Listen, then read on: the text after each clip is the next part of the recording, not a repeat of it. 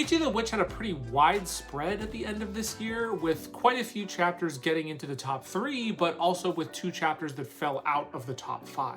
I think that the current arc that we've been on since the end of November has had some really good moments, and I think that the last chapter that went into Descartes' backstory was definitely one of, if not my very favorite chapters of the entire series. That said, I think that this series mainly suffered from other series around it elevating their game to jump them in the rankings. I have full faith in this series continuing to be some of the best that Shonen Jump has to offer in 2026. Let's take a look at the highlights of my reviews of Ichi the Witch at the end of 2025. Featured a really cool 2 spread of everyone fighting. I'm genuinely curious to see how the author is going to get his characters out of the situation. I think he's kind of built up a kind of overpowered and unbeatable character, as it's been shown. Where do I even begin? Oh, wow. Okay, so the waiter gives Chrono the choice of joining them on their quest to fulfill the World Hater Magic's goal, but like a goat, Chrono rejects the plan right away.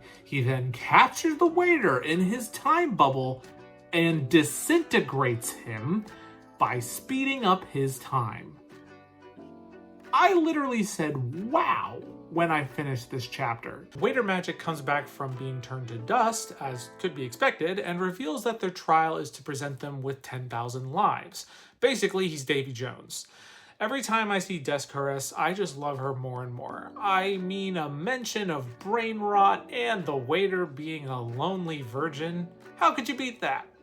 We learn that Kizashi actually has a limited number of lives, which is obviously how the author planned to get him out of the problem he let himself into by introducing this character. I like how this chapter started to linger on the idea that these magics are so long-lived, and they're just odd beings that have popped up into existence out of nowhere. Kokuraku Ora-Ora's the magic until all of his 10 lives are spent. Then he straight up eats him. What a crazy dude, and yet I love this psycho. I'm hoping for a Descartes chapter next week. I don't feel as strongly about the Inzaghi as I have with some of the previous magics, so seeing him getting beaten to a pulp is just not as satisfying as it could be. I asked for a Descartes story last week, and I got one. Today's chapter starts off with a Descartes backstory, which is as adorable as it is hilarious, where she goes to acquire the Fatal Shot magic. We get some evidence about how much of a badass she is when she completes the trial as a child that most adults can't even attempt without decades of practice. We then see a collage of her acquiring her other magics, which include a crazy 2-page spread bringing us back to the present, of her destroying a bunch of zombies, and we even see a little window into her mind and how she hates what she's doing but will do it to be the best. Then who should appear but her own brother in the mess of the zombies. See, this is how you make a magic that I want to see clobbered to bits.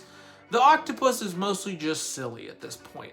This chapter did not disappoint. In fact, it was one of my favorite of the entire series.